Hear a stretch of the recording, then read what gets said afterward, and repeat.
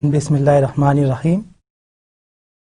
My name is Dr. Ayaz Afsar, and today is our last lecture, and here would be the revision of the course. Topics of the course. We have covered the following topics in this course. We started with the nature of research, what is research, and what is a meaningful research, and what are the components of the research. Then we move on to managing time in research, the importance of time within research, how do we organize time, how we delegate our tasks, and such things we covered in time management. Then we moved on to getting started topic, that was how to begin your research and what are the essential components of research. Then we discuss ethics of educational and social research. What are the ethics? What's the honesty and integrity in research, and what a researcher should look to make the research more authentic, reliable, and consider the consent of the institutions, consent of the respondents, and other issues related with ethics. Our fifth topic was finding information and dealing with it, in which we covered a number of areas such as libraries, and within the libraries different sections, periodical sections, books, encyclopedias, the facility of the internet, and other facilities provided by the library. In the same lecture, we also focused on the internet, the search engines, including the Google Scholar, Hotpot, and Alta Vista, and many others. Some people think that Google is the only search engine. It's not true. It would be just the 10% of what other material is available on the web. Then we moved on to literature review. We discussed the importance of literature review. Literature review is basically conducted for the purpose of finding a research space for yourself. A research space, in a sense, you must be familiar with what other people have done in that area, what other researchers have done in the field, and where do you place yourself, how do you relate your work with other people's work in the field of research. That is also important, because if you won't read other people, how can you say what you have done is original and that is a real contribution to the knowledge or the field of study. Then we moved on to topic number 7, where we discuss research methodology. What is methodology? What is a method? What is a paradigm? What is a hypothesis? What is a research question? And such things we discuss in topic number 7. And what is considered to be knowledge? What is considered to be an evidence or authentic evidence? How do we know about the world?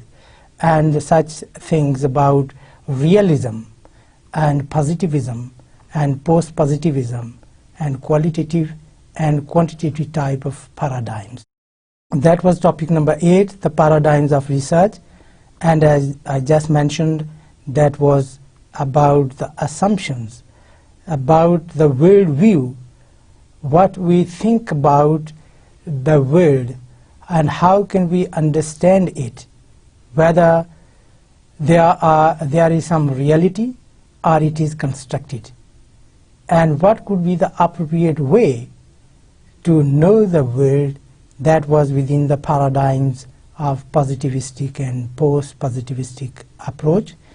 And within those assumptions or approaches, many methods in a positivistic approach, such as the data collection tools like questionnaires, observations, and interviews, whereas in the post-positivistic or qualitative type of paradigm, we discuss case studies or action research or ethnographic research or ethnomethodology. Then we moved on to the next topic, that was sampling. Sampling is basically an important factor in any research, in the sense that sample represents the whole population. It is not possible for the researcher to reach all type of the objects or respondents. In that case, it is important to select a number of respondents, but that number should be representative, and what should be its size and how to balance it. That were some of the issues we discussed. Then we discussed different types of sampling. There could be a random sampling, a probabilistic sampling, or there could be a snowball sampling, a convenience sampling, or construct sampling, purposive sampling, and many others. Then we moved on to next topic, that was topic number 12, what is plagiarism and how to avoid it. That was related basically with honesty and integrity in research. What is plagiarism? Anything which comes outside you is taken without proper acknowledgement was considered to be a plagiarism. And there are different levels of plagiarism, different kinds of plagiarism. It is one way to copy somebody's whole work and publish with your own name is the first degree plagiarism, whereas cut and paste is another kind of plagiarism that occurs in academic field, and that has been discussed in literature. That was our topic number 12. Then we discussed validity in research. Validity is basically related with truth, whether what are you doing is true. And there were a number of validities we discussed, that was content validity, face validity, and many other types of validities. Then the next topic, that was a topic number 14, or lecture number 14, that was about reliability in research. That is another important component of any type of research. To make it reliable, the key word reliable means your results or your research is consistent with whatever you have presented or with other researches done in the same field. Our topic number 15 was about historical and documentary research. So historical and documentary research, with reference to that, we discussed primary sources, secondary sources, and how to read the documents and interpret them. Our topic number 16 was about the case studies. So case study as a research tool, where you study one individual or one organization or one unit in detail, in-depth study, that is a case study. Our topic number 17 was about action research. And action research, as the name indicates, something related with action and research. So applied type of research, especially in the context of education, the action research would be conducted by mostly teachers, or sometimes in collaboration with teachers and theorists together. Or that could be the theorists themselves doing some research. So we discussed three forms of actual research, whether it is conducted by the practitioner or it is conducted by the researcher who's supposed to be a theorist, or it could be a collaboration between the teacher and the researcher. Then we discussed the next topic, that was about the accounts narrative. What are the accounts, what happened, and people tell their stories and how they are interpreted. Our topic number 19 was using questionnaire in research, the usefulness of questionnaires, how to design questionnaires, how to administer questionnaire, and what type of questions could be included in questionnaire, and other issues related with questionnaire, such as the language of the questions, the items put on the questionnaire, and the measures or the scales used in a questionnaire. Our next topic that was number 21 was using interviews and different types of interviews we discussed. That is interviews which are structured, interviews which are unstructured, or interviews which are semi-structured, and their usefulness in research, and also how to analyze them, and some of the questions which are supposed to be included, all these types of questions, in all types of interviews, such as whether there would be a closed or structured questions where everything is preordinate, or semi-structured or open, where the researcher has just some open-ended questions like WH questions, but the respondent is open, or the informant is open to answer any way they like, but the researcher has to probe them and ask further question on it. Then move on to using observations as a research method. Again, we discussed a number of issues related with observations. There could be participant observation, or there could be non-participatory observation, and many issues related with observations. Our next topic was using tests in research, and there are different of tests, how to make those tests, how to conduct those tests, how to administer those tests, and different types of tests, whether they are diagnostic tests, there are formative tests, there are summative tests, and other kinds we discussed in that topic. Our topic number 26 was about qualitative data analysis. Well, when you have gathered the data by using different tools like questionnaires, interviews, observations, case studies, so what are you going to do with that data? So in a qualitative type of data, you have to reduce data, and you have to make categories and different classification, and then how to present it in the forms of charts, tables, or in the forms of diagrams or tables. Then we discuss quantitative type of data.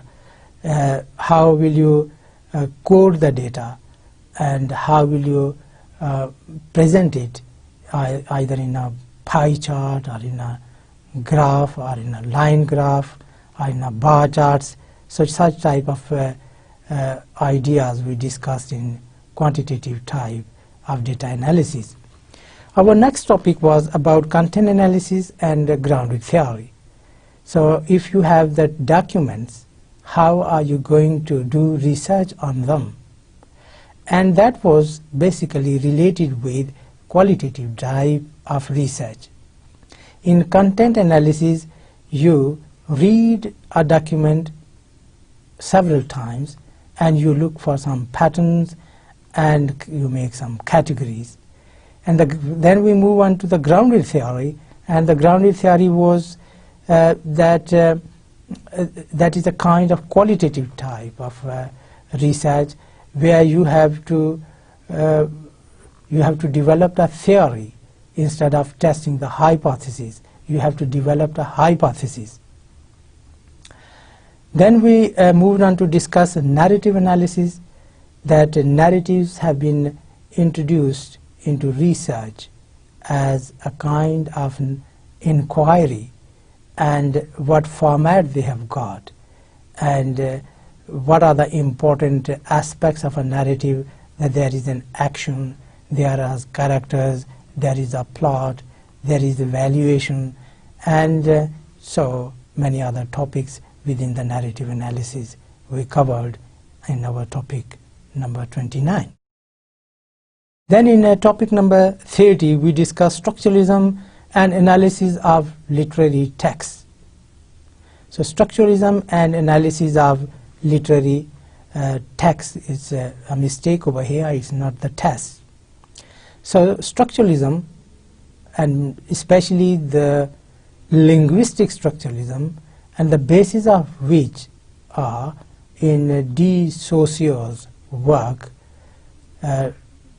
keeping in view the basic ideas of paradigmatic and syntagmatic concept, and especially the signifie and signifiant, a signifier and signified, an arbitrary nature of language, that there is no direct relationship between the symbol and the referent. We discussed in structuralism and how structuralism used in the interpretation of text, and especially the literary text. Our last lecture was about using corpus linguistics in research. So that is a new research, a new approach to research, that is corpus linguistics. So as name indicates, it seems to be a deceptive one, because corpus linguistics is not, according to some theories, a part of linguistics, as we have a psycholinguistics, or sociolinguistics, or phonetics, which are the part of linguistics. In that sense, corpus linguistics is not a part of linguistics. It is an approach, a research methodology. And what are its key features? Its key features are that it is empirical research based on the real example from real life.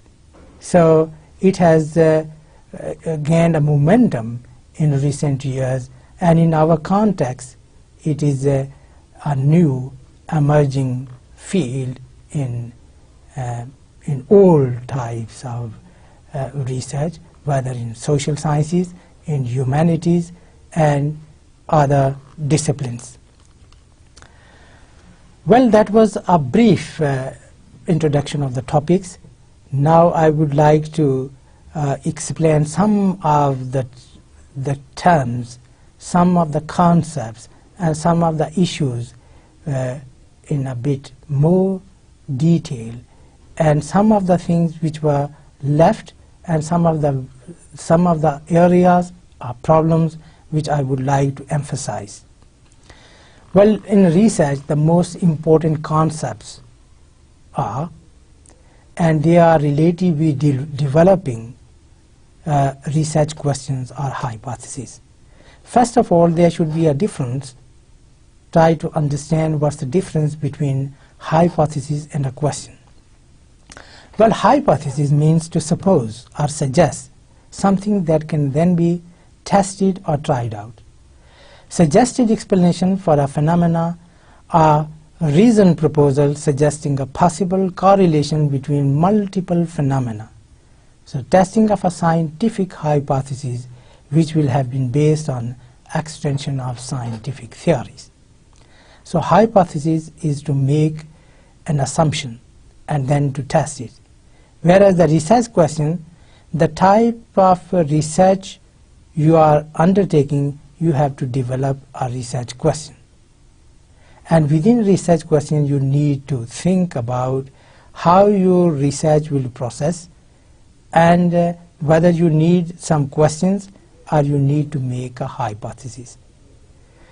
And it depends, you see, the kind of research you are doing, and according to the kind of research you would be require either a hypothesis, and we discussed in detail in our topic on research methodology that research hypothesis could be two types, that you have a null hypothesis or you have a alternative hypothesis.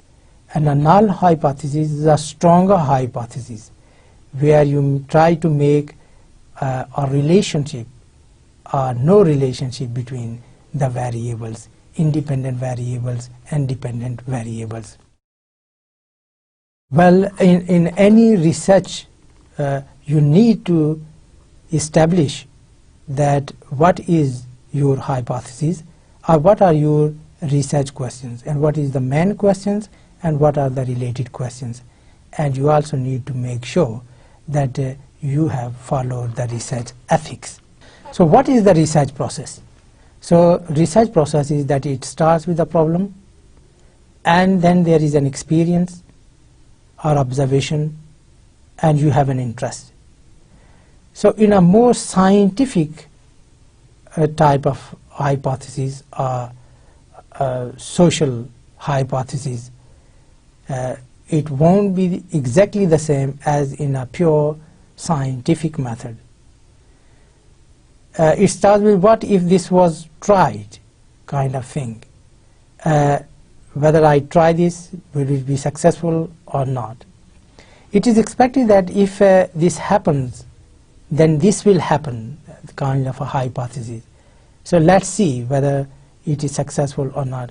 That type of language you use to make a hypothesis.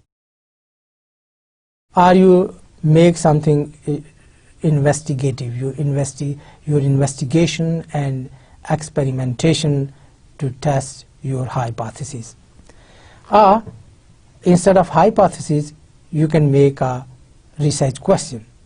So asking a research question is basically to look at the effect of, or the interactions or interpretations, and how and what type of questions, and you ask how things happen and why things happen, or how they might happen. So process is constructing knowledge and believing that knowledge is constructed rather than trying to prove it, and believing it is provable. The word knowable and fixable, these are the basic paradigms. These are the basic questions you ask. So what is knowable? That is the epistemology of the knowledge. How can we know? How much we can know? So if you have, and in a minute I'll explain this in detail, but if you have a worldview that there is something real over there, and if you use the appropriate method and procedure, you can find it. That is called a positivistic approach. If your assumption is that there isn't anything real in the world, it is all constructed, it is made up, then you are using another type of research, and that is called a qualitative type of research. You think that nothing is real. It is the experience. It is only by looking at the evidence or a phenomena, and every phenomena would be different and unique. There won't be any general laws. There would be just unique experiences. That would be qualitative. Then you need to search literature and engage your ideas and work with other theorists and experts. You critique them, you have an interaction with them, or dialogue with them, and you make your position clear as compared to their position or their approach. Then you look at the development of research design. your choice of methodology or methodologies, and vehicles that help you to ask and address your questions. Both types of research, and I'll give you more later on. When I say both forms of research, means the qualitative and quantitative, are positivistic or post-positivistic. What happens? The data is gathered or collected, data is analyzed, and the findings are interpreted, and then there is either a confirmation or approval of the hypothesis. Or there is an addressing or answering the question. Well, that was first was related with the hypothesis, and the second, if you have a research question, so you address the question and then you answer the question and you produce conclusions, and that is advancing our understanding and our awareness of the interpretations of meaning in particular field, as well as some original contribution to the knowledge that is required. So how to begin again your research process or your research proposal? It begins with your stating clearly your title. So it is important that title makes a statement, outlines an area of study that can be explored, opened up, questioned, suggest an area, an idea, a part of a field of study that can be questioned, make a suggestion or propose an innovation, and suggest that you will check for its viability and success. Say all you can find out about, kind of title, excite, suggest scope for inquiry and reflection, and indicate that it is complex and meaty or sufficiently extensive for your exploration. Research questions, they make your research focus, and there should be some question prompts to do that. So there are key stages in developing a hypothesis or research questions. What to do? State the research problem or issue or question, like introduction, nature of problem, why it is important, how research will contribute to its solution. You need to state the research question or hypothesis in the form of an interrogative questions, asking the relationship between variables, phenomena, events, and definition of terms. Asking research questions and setting out to solve the problem. After that, you need to operationalize some abstract concepts and asking questions about any idea or a concept, and you move further.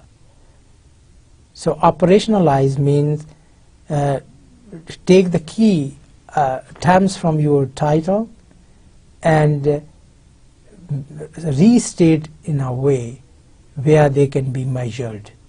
Say you have a word violence in the title.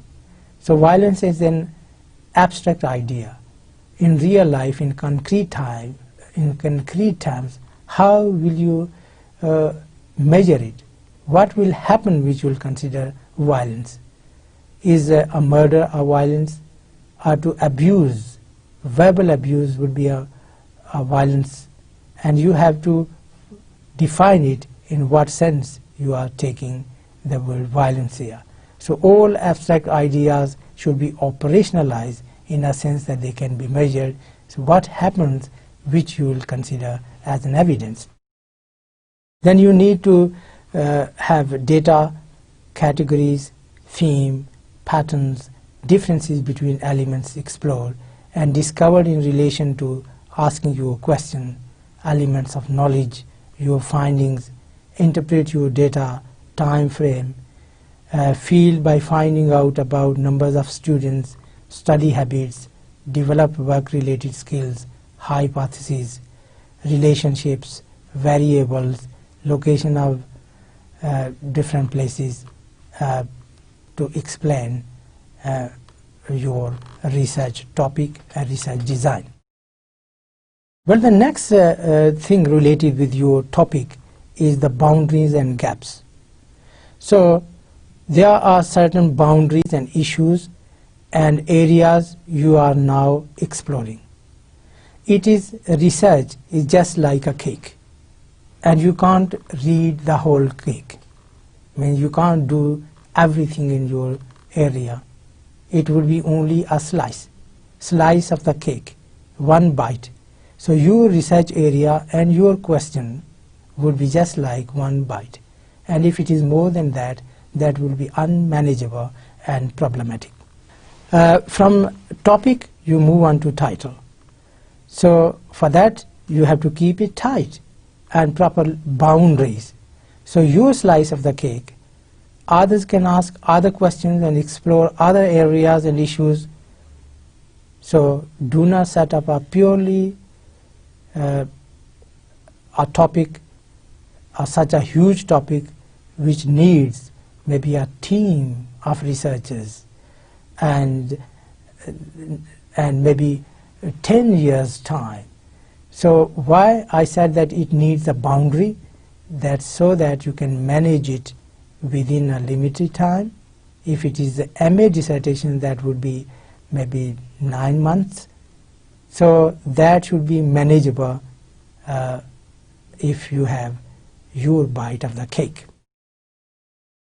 So for that purpose, you have to set yourself a problem, a set of critical questions, and you are contributing to the debate with other researchers, and you are entering a dialogue actually in an academic community.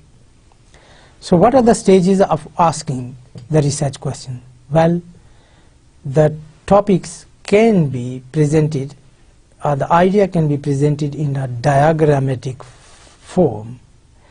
It starts with a topic which fascinates you, and work directive or development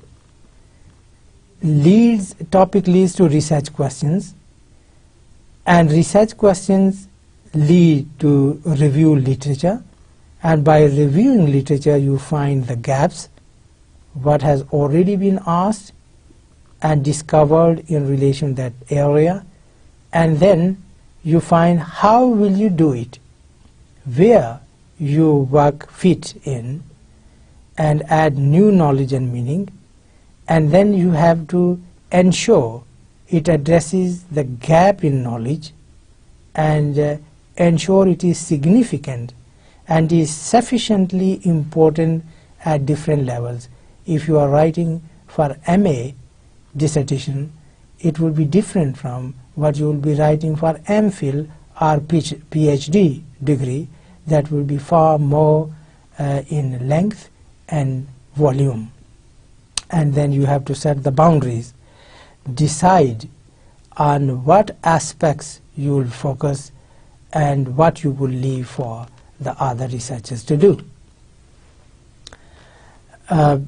So in a summary, a research process can be that you have to find your fascinations or interests in the topic. You have to find suitable and appropriate methods for the research, and you have to identify what kind of research you will be doing, positivistic or post-positivistic, and you will be identifying what the research can cover and what it will not cover, and examples of moving forward through focus on your area of interest. So in a nutshell, we can say, we can sum up the research methodologies. For choosing your research methodologies, you must be familiar with what is a methodology, what are the methods, what is ontology, and what is epistemology. We discussed detail in the course during different topics in this course. So methodology is a worldview. Methodology is your assumptions. Methods are specific. They are data collecting tools. And ontology deals with what exists. This is existentialism. If something exists there, and the debate about it, whether something is real or it is constructed. And epistemology is related with the science of knowledge. What is knowledge and how authentic the knowledge is, and how can we know the world. So your methodology affects the research questions you ask, the kinds of research you carry out, the methods you use, the modes of analysis used on your data, what you can argue as findings from your data. Well, I have summarized them again for your ease: the positivistic paradigm and the post-positivistic paradigm. Positivistic paradigm is concerned with the hypothesis testing. Post-positivistic paradigm concerned with generating theories. Positivistic paradigm uses large samples. Post-positivistic works on small samples. In positivistic paradigm, data are highly specific and precise, whereas in post-positivistic paradigm, data are rich and subjective. Positivistic produces quantitative data. Post-positivistic produces qualitative data. Positivistic paradigm is high reliability, whereas post-positivistic was low in reliability. Positivistic paradigm is low validity, whereas post-positivistic validity is high. And the purpose of positivistic paradigm is to generalize from sample to population, and post-positivistic paradigm generalizes from one setting or one situation to another. We discussed a number of approaches or assumptions. That was the positivism, interpretivism, constructivism, structuralism, post-structuralism, and postmodernism in one of our sessions. So there are different research approaches we covered in this course, and those research approaches were given to you, and you have to decide which approach you will be applying in your own research, whether it would be a theoretical exploration, it would be reflection on your own experience, it would be empirical research, or it would be ethnographic, experimental or descriptive, exploratory or predictive, explanatory or practitioner as an action research, or it would be a creative one. One topic, and that should be really emphasized, is the ethics and confidentiality in research. So typical procedure and their history. Ethics in research. I have quoted one example here. If the research involves contact with, observation of, or collection and storage of confidential information about human subjects, then you may need ethics approval. So complete the questionnaire and follow the accompanying flow chart to help you decide. Does the study involve participants who are unable to give informed consent? Children, people with learning disabilities, unconscious patients. You have to think, will participants be presented with painful stimuli or high intensities of auditory, visual, electrical or other stimuli? Is there any foreseeable risk of physical, social or psychological harm to a participant arising from the procedure? Will deception of participants be necessary during the study? Will the study involve more than a minimal invasion of privacy or accessing confidential information about people without their permission? Such type of considerations are important. They come under the ethics of research. So you need to revise ethics in practice. Before you fill out an ethics form, consider, will participants agree to take part? How are you asking them? Can you share information and results with them? How can you protect their interests? How can you protect yourself? Are there or could be any personal issues or access, interpretation, etc.? How can you manage these? Give and take advice. How are you managing the information and data, storing data, analyzing data, and what happens to your research afterwards? Are there any ethical issues? This course has considered research methodologies based on worldviews and looked at the ways in which you might approach your research, the methods you might use in relation to methodology you are using. For your ease, I have again given a comparison between the quantitative tradition and qualitative tradition, which we discussed thoroughly in this course. And later on we also discussed mixing of the two, the good points or positive points of the qualitative and quantitative, and make a mixed approach, mixed methodology approach, or triangulation. Well, if you look at the quantitative and qualitative, that begins with a big issue, assumption, approach, worldview. And in quantitative, that is positivism and empiricism. And simple meaning of that is that if you think that there is some reality over there and you can have it. Methodology you use in quantitative, that would be scientific method. There would be hypothesis driven, it is deductive, reliable, valid, reducible, it is objective, it is generalizable. Methods you use in quantitative are large scale surveys, random controlled trials, and data type generally controlled trials. A data type is generally quantitative, and analysis you do is statistical, numbers. Whereas in a qualitative tradition, your paradigm or assumption or worldview is that subjectivism, interpretivism, and constructivism. That you think that everything is constructed and it can be interpreted.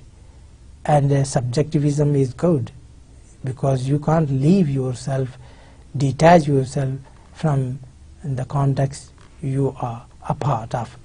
Methodology you use in qualitative type of paradigm or tradition is ethnomethodology, phenomenology, ethnography, action research, inductive, subjective, idiographic, intuitive. These are some of the terms we discussed in detail. Here I am just summing up, just naming them. What type of methods you use in qualitative type of tradition? It is small scale and you use interviews and maybe unstructured interviews, observations, and document analysis. What type of data you collect in qualitative? Generally it is a qualitative type of data. And what type of methods of analysis you use? They are basically looking for the thematic, different themes, and exploration of those themes. The quantitative tradition is based on a belief. The study of society is no different than the scientific study of any other element of our world. It premises scientific method, hypothesis testing, deductive logic, objectivity, and quantification. A hypothetical deductive method, it involves hypothesis testing through collection and analysis of quantitative data gathered through experimental design or survey research. What is experimentation? Experiments explore cause and effect by manipulating independent variables to see if there is a corresponding effect on a dependent variable. Pure experimentation requires control environments and randomly assigned control groups, not always possible in social science experiments, often conducted in the field rather than lab. So studying a population. Exploring a population involves building an understanding of knowledge, attitudes, and practices, in brief KAP, related to a particular topic or issue. Two broad methodological strategies are to explore existing data, generate primary data, primarily through survey research. As compared to that, in a qualitative tradition, the qualitative tradition critiques quantitative assumptions and premises, inductive logic, subjectivity, multiple truths, the political nature of research, and the value of depth over quality. Qualitative research strategies for achieving credibility include thoroughness, saturation, crystallization, prolonged engagement, persistent observation, broad representation, and peer review and confirmation, that is triangulation, member checking, and full explication of the method. One type of qualitative research is ethnographic, and ethnography is meant to exploring a cultural group by discovering, understanding, describing, and interpreting a way of life from the point of view of its participants. Ethnography is reliant on prolonged engagement, persistent observation, and analysis that demands a high level of reflexivity. Because ethnographic studies involve immersion, ethnographers need to carefully manage their own subjectivities and thoughtfully negotiate their relationship with the researched. In phenomenology, another type of qualitative type of research, it is exploring phenomena, involves generating descriptions of lived phenomena as they present themselves in direct experience. Descriptions emerge through a dialogic process and are synthesized to offer a range of distinct possibilities for the experience of a particular phenomena. While phenomenology offers a way to study phenomena, something often neglected in the social science literature on phenomenology is that it can be thick, divergent, and not methods-oriented. Ethnomethodology, another kind of qualitative type of research, it explores the methods individuals use to make sense of their social world and accomplish their daily actions. Ethnomethodologists search for the collaborative and constantly emerging nature of interaction through exploration of bridging experiments, building of shared interpretations, and interpretative miscues. Ethnomethodology recognizes the interpretive work of the individual, offers a method for exploring how questions, allows comparison of divergent cultural norms, and allows exploration of specific forms of interaction. However, it can be critiqued for not addressing significant questions and being too focused on verbal aspects of communication. Another approach in qualitative type of research is feminist approaches. While not a distinct methodology, feminist approach is premised on the belief that traditional rules of research are imbued with unacknowledged and unaddressed male bias. Feminist researchers argue that research should be committed to the empowerment of women, overcoming inequity, diverse representation of humanity, empowerment of marginalized voices, lessening the distinction between researcher and researched, searching for multiple subjective and partial truths. Then, as I mentioned earlier, is a mixed methodology, and mixed studies traverse traditional divides and can help you capitalize on the best of both traditions while overcoming their shortcomings. Mixed approaches can be premised in the quantitative tradition with acceptance of qualitative data. The qualitative tradition with acceptance of quantitative data are driven by the questions themselves. Mixed methodology challenges associated with mixed approaches include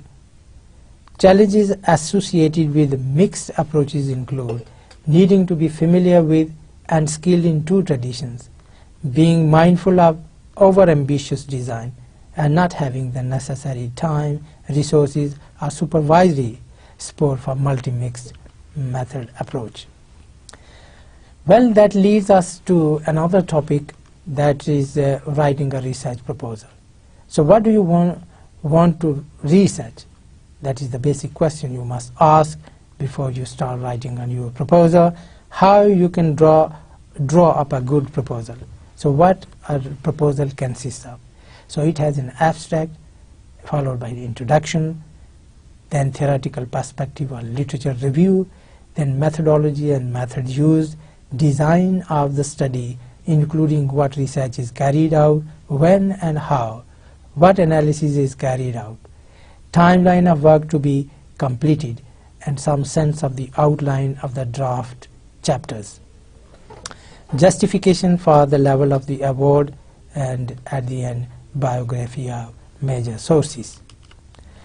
So if you have to draw up your proposal, so begin with the abstract, introduction, research question, gaps in the current knowledge, boundaries, your slice of the cake, theoretical perspectives, literature survey, conceptual framework, methodologies and methods, research design, design of your study.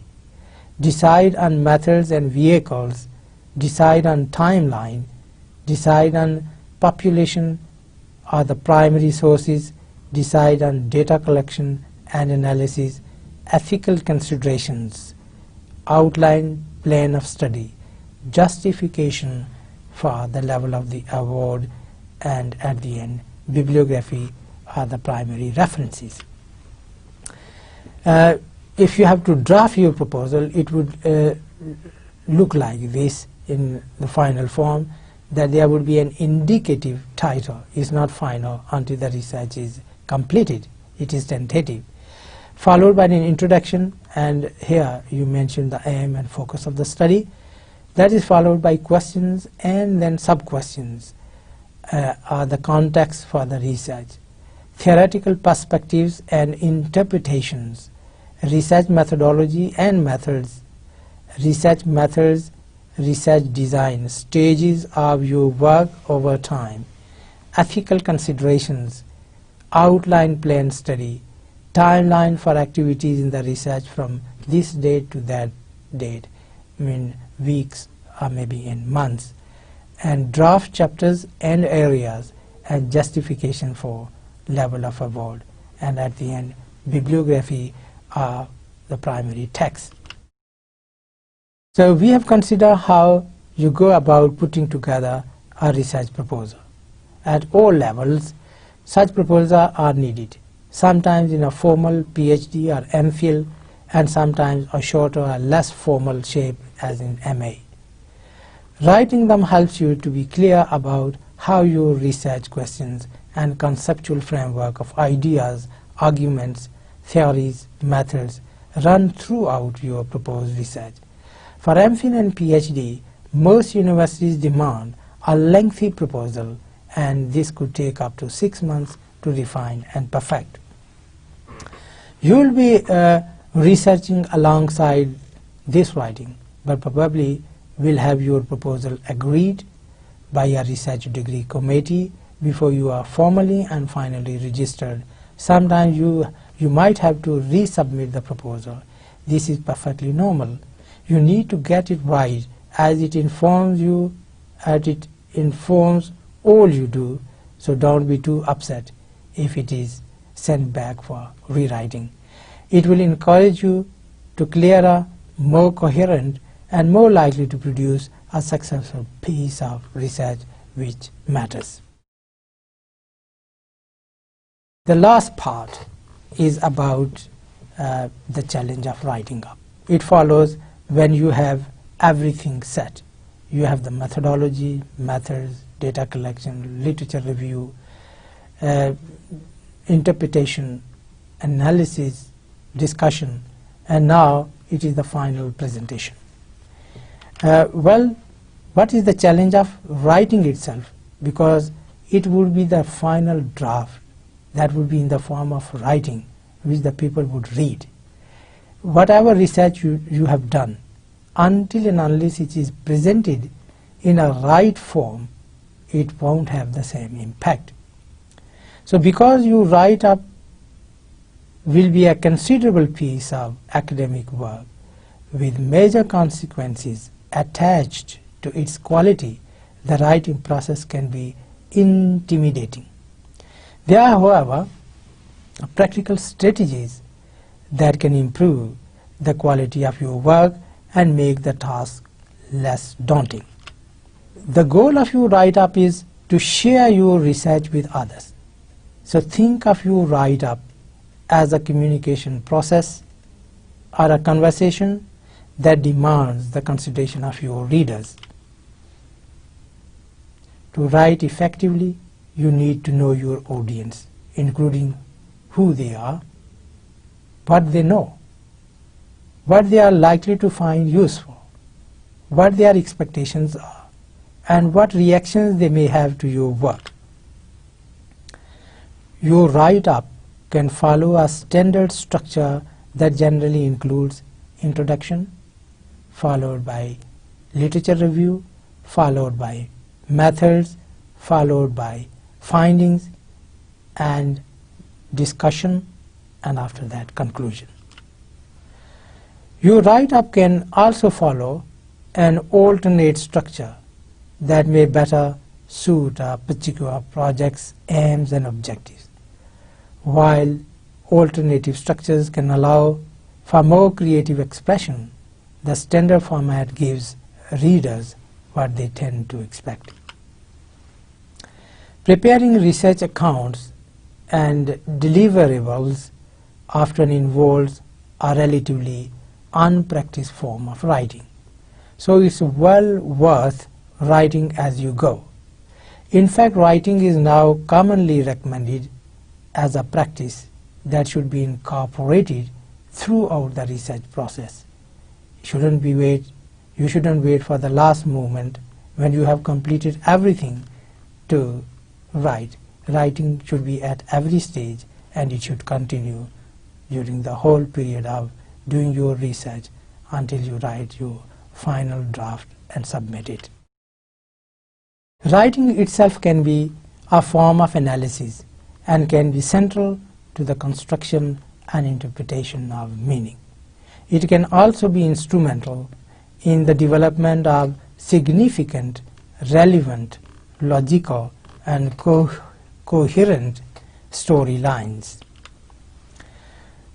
Your research write-up should unfold as an interesting story, a good narrative.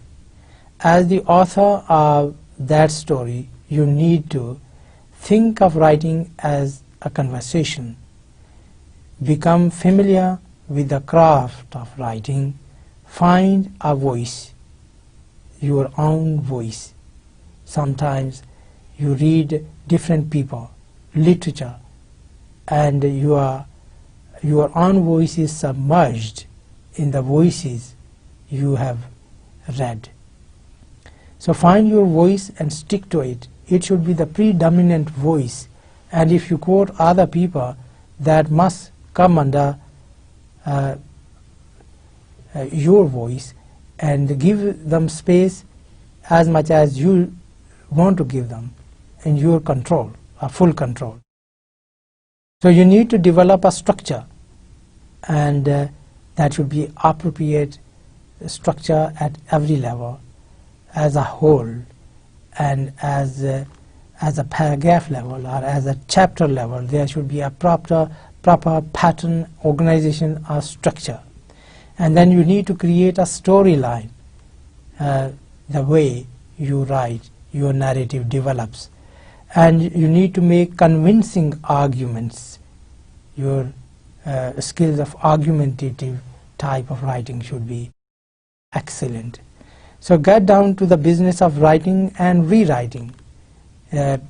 Nobody can write the first draft and it will be the final draft. Don't try to emphasize just the product. Look at the process and try to write as many drafts as possible. Some people write minimum 3 to 5 drafts before they finalize it. So because each section of your write-up serves a different purpose, the writing required within each section varies. So what you are writing in your abstract would be different from what you would be writing in the introduction. And the way you write your introduction would be different from the way you write a literature review section of your thesis. And literature review section would be of course different from your results or finding sections. And your finding and result section would be different from your interpretation and discussion section. And in the same way, in the conclusion, you have a different pattern. Keep in your mind that when you write an introduction, it is not the introduction of one chapter, it is the introduction of the whole thesis. And when you write a conclusion, the conclusion is not itself an independent chapter, in a sense that it will be a conclusion or a summing up of the whole thesis. So it is a conclusion of the thesis, not just an independent chapter. And keep in your mind that it is a whole. Your writing is all related, and there are cross-references and internal relationships between different chapters, and they are created by using cross-referencing. Overall, however, you will need to write purposively and convincingly a good writing style, and that good writing style doesn't develop in one day. For that purpose, you need to practice it and continue over a period of time. Incorporation of relevant feedback requires both specific and appropriate requests and a willingness to accept, if not welcome, critically. So feedback from your supervisor, feedback from your other peers, feedback from the experts in that field is required. That is the essential requirement of any writing. So keep sharing your writing with other people and request them to give them appropriate feedback. And when you get feedback, you read it, and in light of reading, you improve your style of writing. Drafting and redrafting. So moving from first to final draft is a multi-stage process that sees you working systematically through the development of logic and argument, coherence and consistency, fluency and readability, and finally copy editing for your spellings, punctuations, expressions to improve.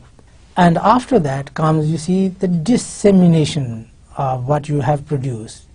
The ultimate goal of any research project is to add to a body of knowledge. Once your project is complete, it's worth thinking about broader dissemination, including you need attending conferences and giving presentations and writing and submitting papers in good quality journals. Core book for this course is Research Methods in Education, 6th edition, New York, published by Routledge. It's written by Cohen L., Mannion L., and Morrison K.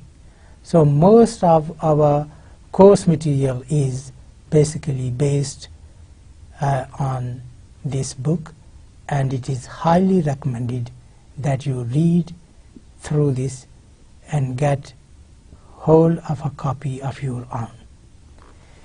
Well, that was all about this course, and I'm sure that you would have enjoyed it, and some of the principles and ideas you would have gathered you will actually apply in your dissertation or thesis. Good luck to you, and thank you very much for attending this course. That is the end of this lecture series. Thank you.